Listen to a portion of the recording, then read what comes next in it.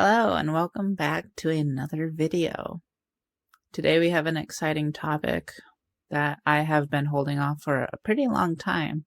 I have written a paper about it. I have done numerous amounts of research, and today I am finally going to bring it out to the world and say, hey, look at this. Obviously, you know from the title that this is called Omni Naught Theory. I am so bad at talking on camera.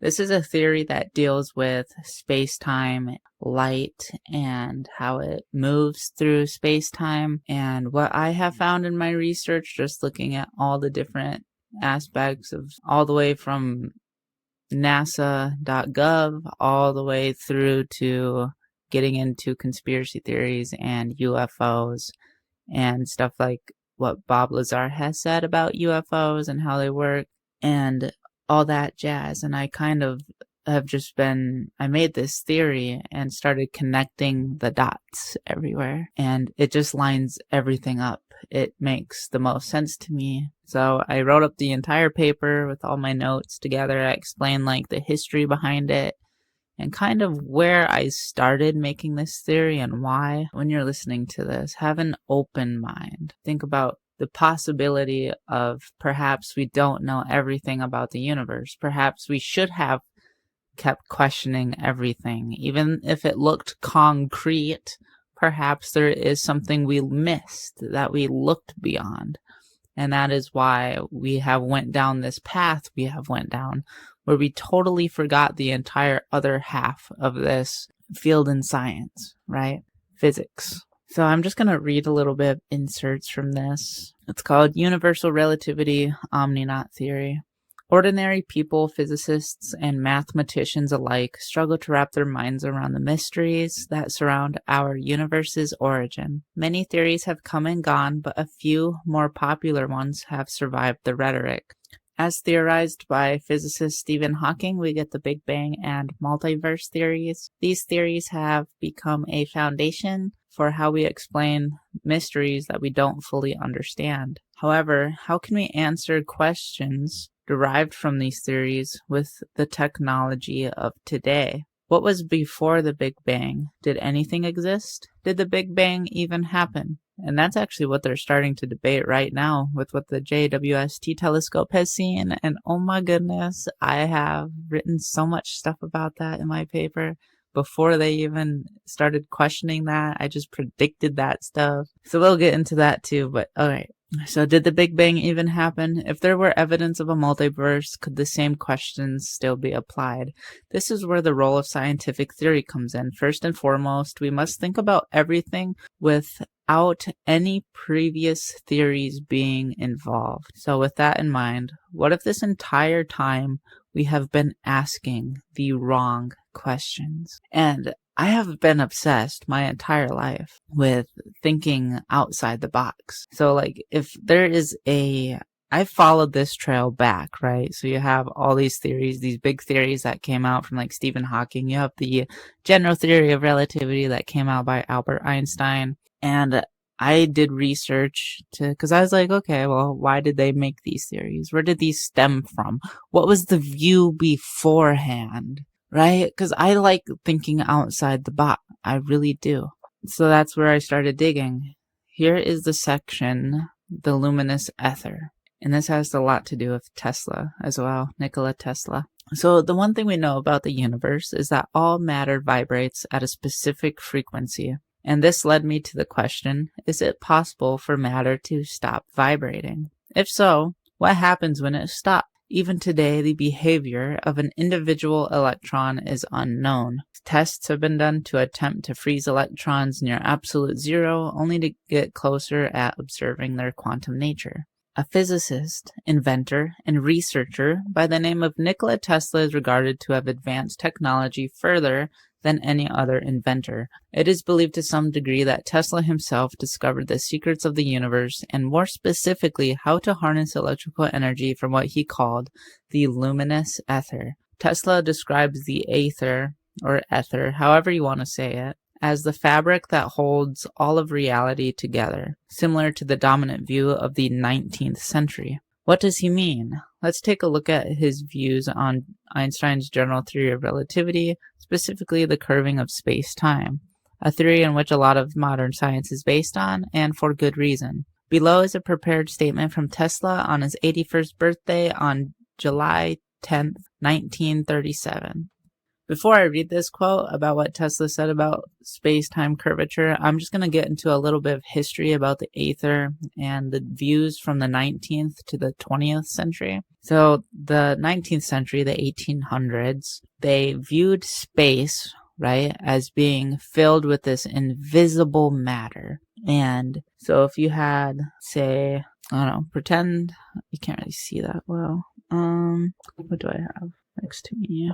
Okay, here's this. Pretend this speaker here. Actually, no, even better. Pretend this little penguin in this little jar. Where's his face? I want to show you his face. There it is. Alright, pretend this little penguin right here, right, is matter, right? And he's floating in space. In the 19th century, they viewed space-time, or just space in general, as this invisible matter that everything sort of sat in, right? And this invisible matter carried everything.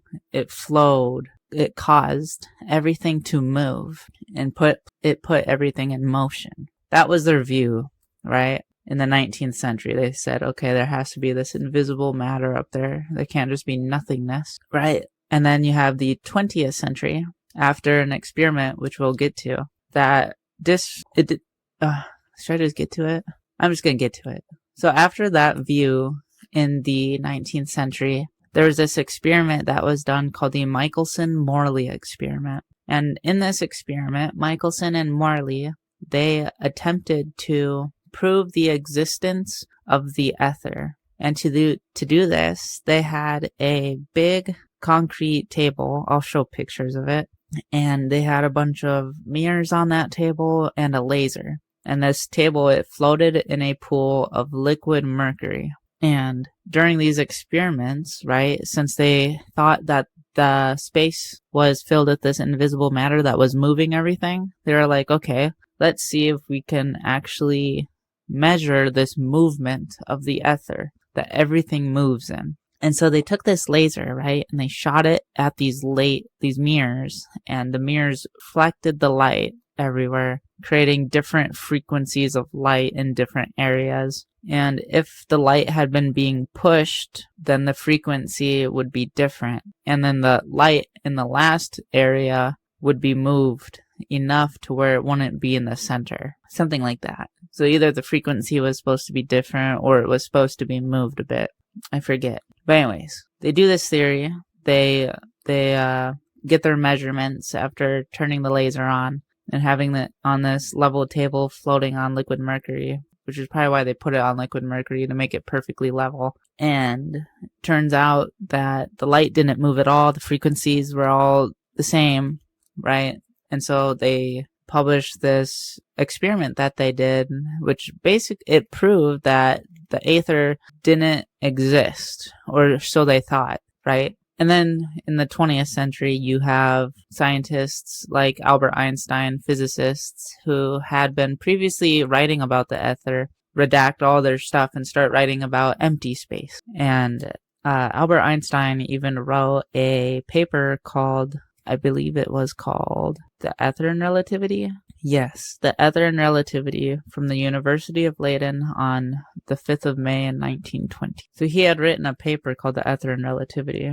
And then he redacted a lot of what he said about the ether and created a view of space as being empty and created his general theory of relativity. I think he was really on the edge about doing that, but eventually he decided to make that switch. But Nikola Tesla never made that switch. He was dead set that, and his view also wasn't totally what the ether theory was. Tesla's theory was more of a mixture. Or at least I believe it was. I believe he was trying to get to that before he passed away. And we'll take a look at that too. So here is Tesla's view on curved space. He says, supposing that the bodies act upon the surrounding space, causing curvature of the same, it appears to my simple mind that the curved spaces must react on the bodies, producing the opposite effects, straightening out the curves. Since action and reaction are coexistent, it follows that the supposed curvature of space is entirely impossible. But even if it existed, it would not explain the motions of the bodies as observed. Only the existence of a field of force can account for the motions of the bodies as observed. And its assumption dispenses with space curvature. And then he goes on to say that all literature on this subject is futile and destined to oblivion. So are all attempts to explain the workings of the universe without recognizing the existence of the ether and the indispensable function it plays on the phenomena. So this statement theorizes that if space is being curved by said bodies of matter, then there must exist an equal and opposite reaction to that curvature. Even so, he states it is a field of force, not curved space. So he doesn't believe space is curving. He thinks it is a field of force, right? So there is something about this matter that is causing space to curve, but not space, this field of force to curve. And there has to be an equal and opposite reaction to the matter causing space, or this field of force to curve, right? And we'll get into what that field of force is. So he goes on to explain that all space curvature is futile unless recognizing the existence of the ether. So the question we must ask is, if such a force exists, what are its properties? And this is where it starts to get really, really, really interesting about Tesla's life, right? So later at a dinner party, he gave a speech when he was 82 about his dynamic theory of gravity, which he planned to give to the world, that is, before he passed away. This time he adds to his previous speech. I have worked out a dynamic theory of gravity in all details and hope to give this to the world very soon. It explains the causes of this force and the motions of heavenly bodies under its influence so satisfactorily that it will put an end to ideal speculations and false conceptions as that of curved space. According to the relativists, those who were following the general theory of relativity, he says, according to the relativists, space has a tendency to curving owing an inherent property or presence of celestial bodies. Granting a semblance of reality to this fantastic idea, it is still very self-contradictory. Every action is accompanied by an equivalent reaction, and the effects of the later are directly opposite of those of the former. What is this dynamic theory of gravity? And the fact that he calls it gravity, and then he focuses on the fact that there has to be an opposite force to this curvature. It's like he's trying to point out that he's going to be talking about how gravity is the opposite force to the curvature, this field of force, right? The opposite effect of matter pushing this field of force causes gravity to go inwards on the matter, giving the matter its mass. And so I'll probably throw up an animation right here. So now I'll just speak over it. But there you see the matter vibrating. As the matter vibrates, it pushes outwards. Space-time starts to curve around it, and space-time doesn't want to be pushed, right? And so then the opposite effect of that is gravity inwards. So hopefully that animation can really make it look better than this little penguin. But so let's continue. I think I'll start talking more about that later in the paper, what I'm thinking about. Okay, so to understand Tesla's perspective, let us consider what he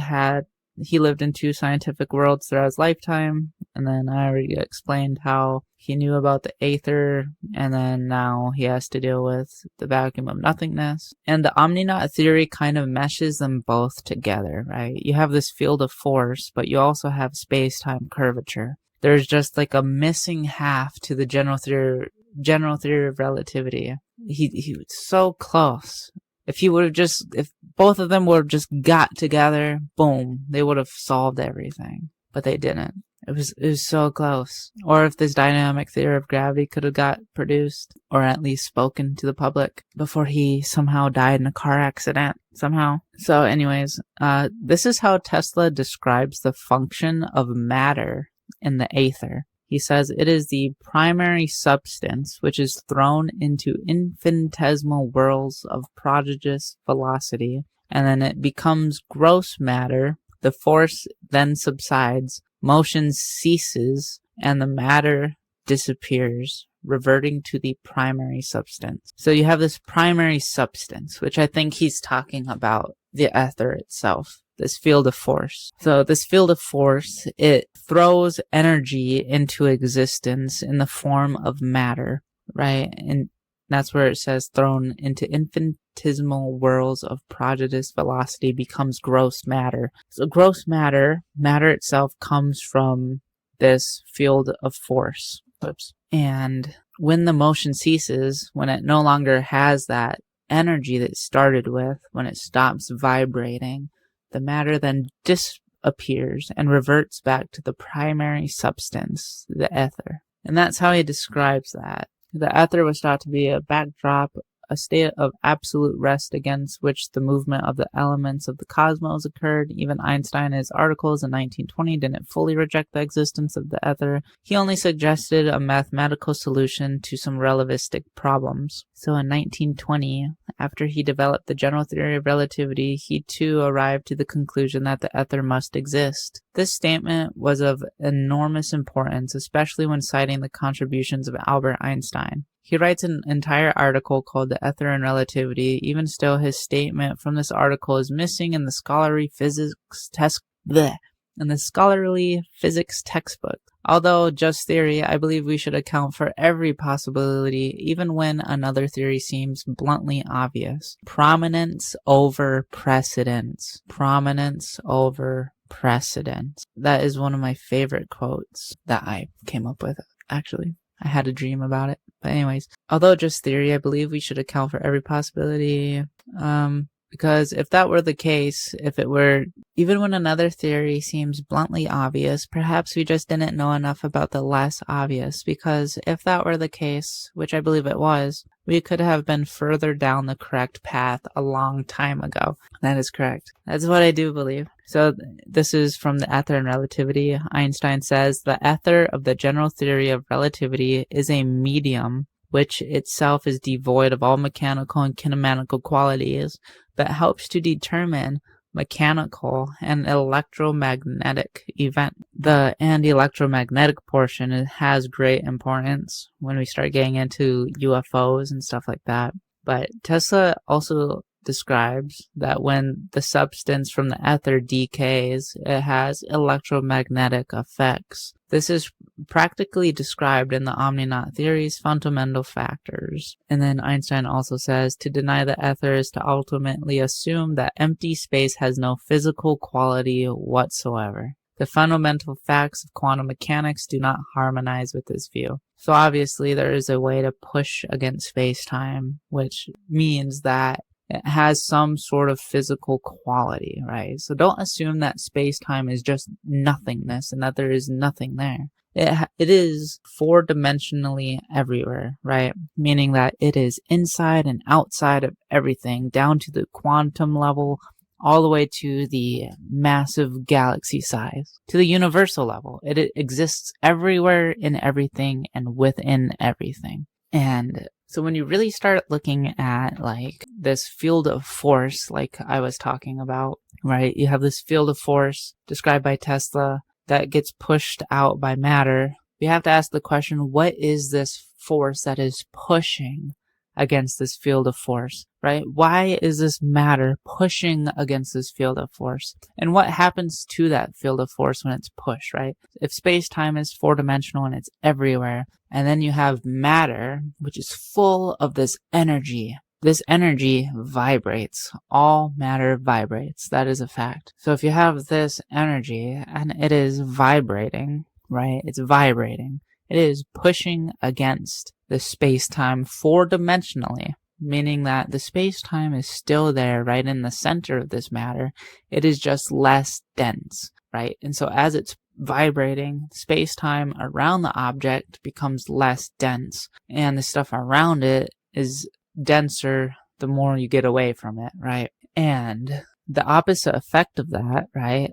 So space-time, four-dimensionally, does not want to be pushed against. It wants its density everywhere to be the same. It doesn't want to have a less dense area. And so the more dense area around that vibrating matter is going to try to come in on the matter, trying to slow down these vibrations, trying to put them out because it wants to take over again, have space-time just be equilibrium everywhere. And the opposite effect of pushing against space-time is gravity. Gravity inwards on all sides of the vibrating matter, trying to pin it down, right? And so everything on the Earth, for example, has gravity because the Earth is massive and every little atom in the entire planet is vibrating, and they're all working together to push space-time away from the Earth. And the other mechanic to that, which is the most vital mechanic in the Omni Naught Theory, is time. So wherever space-time is less dense, that is where time is going to be moving the slowest. So the more dense space-time is, the faster time is going to move. And so if you're on the Earth, right, and someone else is in an airplane 50,000 feet in the air, time for the person up there is actually moving faster, even though they don't realize it, because to them, it's just constant.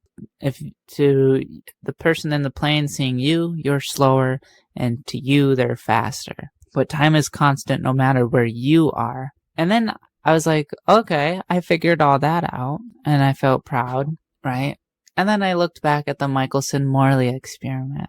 What did they use in the experiment to try and find the ether? They used a laser. They used photons, a particle wave.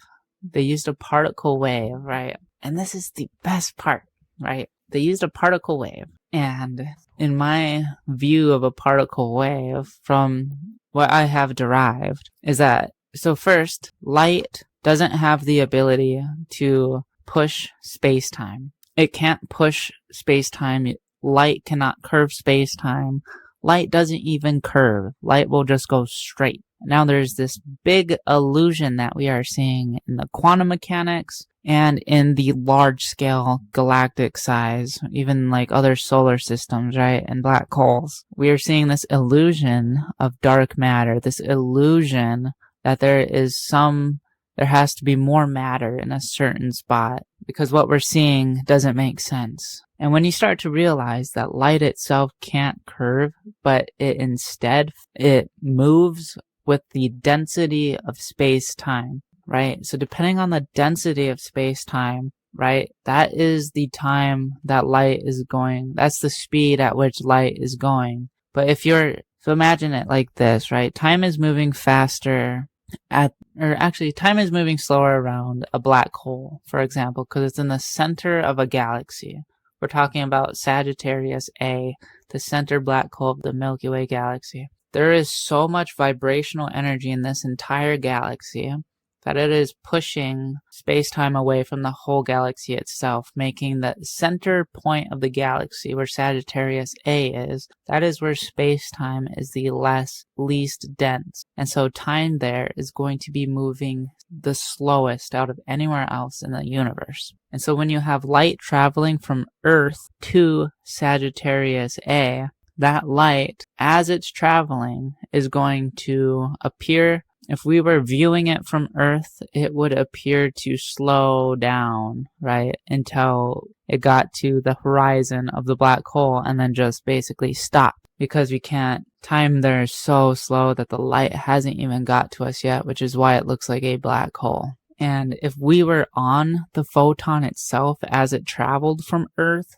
to the center of Sagittarius A, there would be no time difference for us. We would be moving at a constant speed of about 300,000 kilometers per second, right? Because our time is relevant to us. But the thing that would be weird if we were riding that photon from I'm going to say the sun, from the sun to Sagittarius A, if we were riding that photon, everything around us would be changing. The closer we got to Sagittarius A, the faster the universe around us would start to speed up, right? Because we're slowing down technically, even though it feels constant for us. We would still just be slowing down, and the rest of the universe would start speeding up.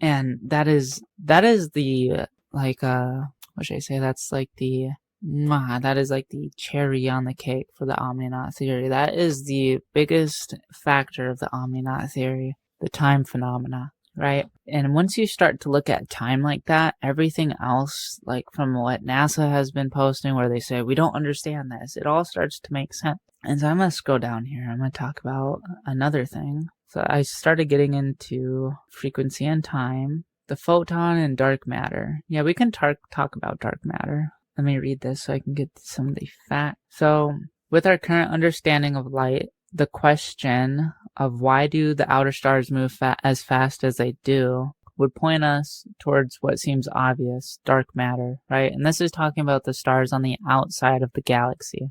There was a study done where they were observing the stars on the outside of the galaxy, and they're just moving faster than they should be, right? When you take a look at our solar system level, the farther a planet gets from the sun, the slower it starts to orbit the sun, right? It starts to slow down. But for some reason, on a galactic level, it's not really like that. As you get farther away from Sagittarius A, it seems like the stars aren't slowing down at that same rate. They're actually like going way faster than they should be. And so Einstein, well, actually, right before that, so keep that in mind. We say that there must be some form of matter on the outside of galaxies that causes the stars there to move faster than expected. We humans are very stubborn creatures. Instead of asking, perhaps one of our current theories is flawed, we instead create an equation to solve our problem without knowing what the phenomena is. Being able to measure a force without knowing why the force is created is like being a vehicle mechanic without knowing the purpose of vehicles. To understand the question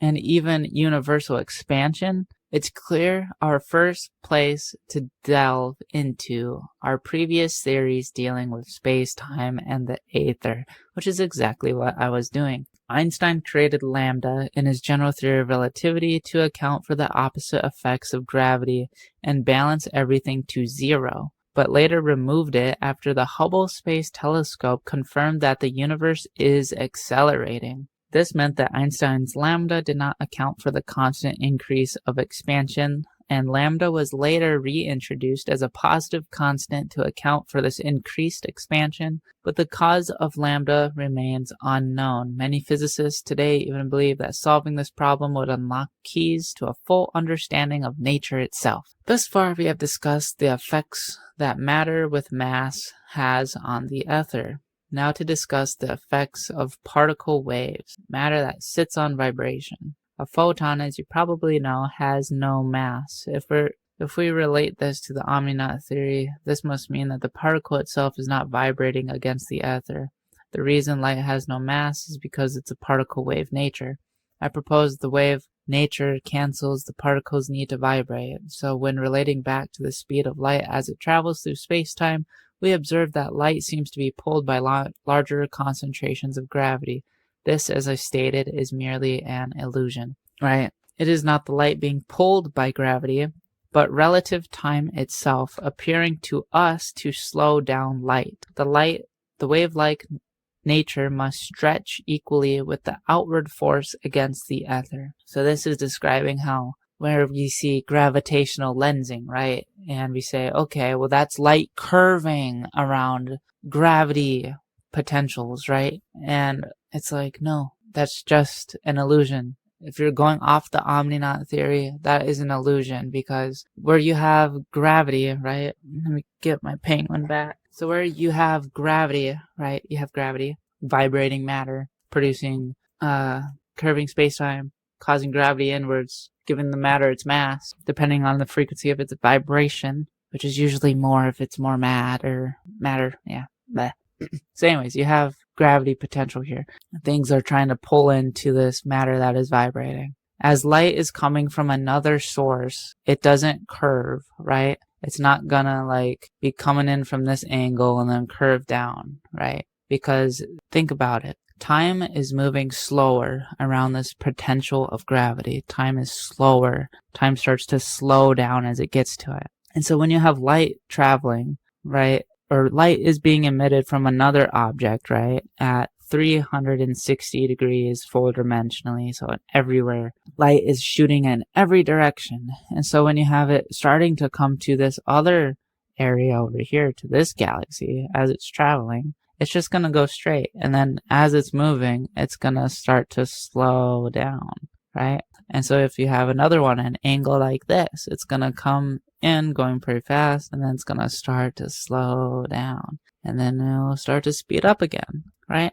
It'll start to speed up again. And when we take a look at it from like this view, right? When we take this and we move it like this, so then we're behind it, it starts to look like an eye, or like a gravitational lensing going around another object, right? So you have this like lensing effect going around the object. But this is an illusion to make it seem like light is curving around, when in reality light is just piling up, getting more and more dense around those areas where light is slower. And then that is how it's explained in the Omni Naught Theory, and it makes sense. And then you have other studies done where they were measuring gravitational waves, and the gravitational waves from exploding supernova got to us first before the light did. And that baffled the team of researchers who were measuring gravitational waves and examining the supernova, right? The gravitational waves make it first, then the light came. And that is because light goes as fast as time itself. So the gravitational waves would come, that would be that change of time for a second, and then light following right after, moving with that gravitational wave. And you have another one by NASA.gov too about how there is like, I think I wrote it into my paper. They released this article on NASA.gov talking about how there is this glow around our solar system that is like equivalent to like 10 fireflies or something like that. But there's this weird luminous glow around our solar system, and they couldn't explain it. And the way they theorized it happened was by all these comet moving throughout the whole solar system, creating dust everywhere in our solar system, which would create this glow from the sun bouncing off all these dust particles, right? But there's not nearly enough volume of matter to do that around our solar system. I don't think there is. I mean, there could be, but at the same time, you can explain that with the Omni Naught Theory too, because as you move outwards, or as light is coming inwards from outside our solar system, it's going to start to slow down, and it's going to start getting denser. And because our solar system is so small compared to a galactic level, it's just going to seem like a faint little glow, like 10 fireflies, or whatever they said it was. That's what makes sense to me. And if you look at like pictures of like the Milky Way galaxy, or if you even look in the night sky and you see the tail of the Milky Way galaxy, where there is bunches of stars, right? Or if you're looking at the center of the galaxy, light is so bright. There's so much light everywhere. And that's because light from all directions is slowing down as it's going towards the center. Or if you have lots of matter in an area, that's where light coming in from other areas is still going to slow down, causing it to be super bright. You can observe that as well. And then you have the rate. A lot of people want to know about like the rate at which time will speed up versus slow down. And I explain that by thinking about a rock. And you take a rock, right, and you throw it into a lake. When it hits the water, it's going to create a ripple outwards, right? It doesn't take long for the waves to overcome those ripples before they go away. But if you take a larger rock and you throw that into the lake, and then you throw a regular rock again right after, that larger rock is going to hit the water, create a large ripple outwards. Then that smaller rock's going to hit inside of the ripple and create its own ripple inside the larger rock's ripple. The lake is going to have to work twice as hard to consume the larger rock's ripple before it can get to the smaller rock's ripple, therefore increasing the life or the time that the smaller rock's ripple lasted in the lake because it was inside the larger rock's ripple. The same is with our universe and time. right? You have our observable universe, the whole thing pushing against space-time. Inside the observable universe, you have galaxies, which are all pushing against space-time. Within those galaxies, you have solar systems, which are all pushing against space-time. In those solar systems, you have planets, which are all pushing against space-time. And each and every single time you have more matter inside of matter, you're going to have space-time getting denser or less dense and less dense and less dense. And so when you look at the quantum level of stuff, even those little tiny particles are all still pushing against space-time. And it's going to look really weird at that small level compared to our level. We're like in the middle, right? Where stuff really big seems weird and stuff really small seems weird. I think I was getting to something too with that. That changes the Fermi paradox if we want to find life elsewhere in the galaxy. We shouldn't look in areas of galaxies that are close to the black holes because time is moving too slow for anything to really advance. Life is mostly going to come from the middle of galaxies because time isn't moving too fast either. It could originate from the outside of galaxies, I guess. It really could. So yeah, I hope I explained a lot. There's probably a few more things I can talk about. One about like UFOs. Let's get into some UFO stuff, right? You have these craft which are able to basically have anti-gravity capabilities, right? They're flying through the air, going faster than anything we've ever created, able to do a 90-degree turn without any inertia effect. And I did a lot looking into this too, especially like taking the Omni Naught Theory into consideration. I was like, okay, well, that craft then, according to the Omni Naught Theory, would have to be producing a vibration, which you can do with an electromagnetic field. And this is the cool part. So if you take a very high voltage electromagnetic field and you rotate it in such a way, right? I don't know if they have to be canceling each other out, having two of them moving in opposite directions, or if you just have one moving. You just have to have this frequency being produced, right? And it's going to push against space-time around it more than the Earth is doing in that area. And once you achieve that, you're going to have gravity produced inwards on the craft. So in the craft, there's going to be artificial gravity moving inwards. And you're going to still be able to communicate on radio. Like Bob Lazar was saying that when he was like researching a craft, he was able to see that they were communicating with radios and stuff, right? It's only able to explain that by nothing curves around it. It just slows down to time. And so this craft produces this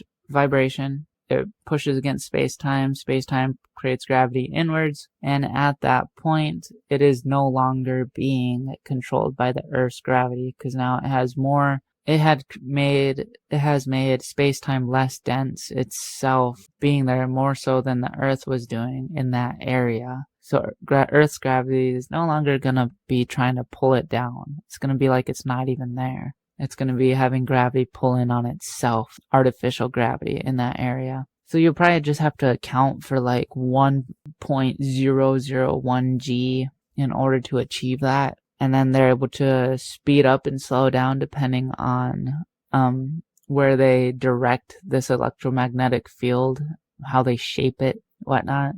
And so that's my theory on these UFOs and how they work. If they were to somehow cancel out their vibration on their entire craft, they could just disappear and go to the next dimension, right? Because space-time is four-dimensional, right? It's in and outside of everything. So if you were to completely cancel your vibration, you would be able to get inside of space-time itself because you canceled out your vibration. Space-time will then completely collapse around you, allowing you to just completely be undetectable. That's everything I have found out. That's the basic idea in my Omni Naught Theory. And I'll probably keep making videos on talking about more specific topics. This is more of just like a base overview of the whole theory. This is kind of what it's about. So if you have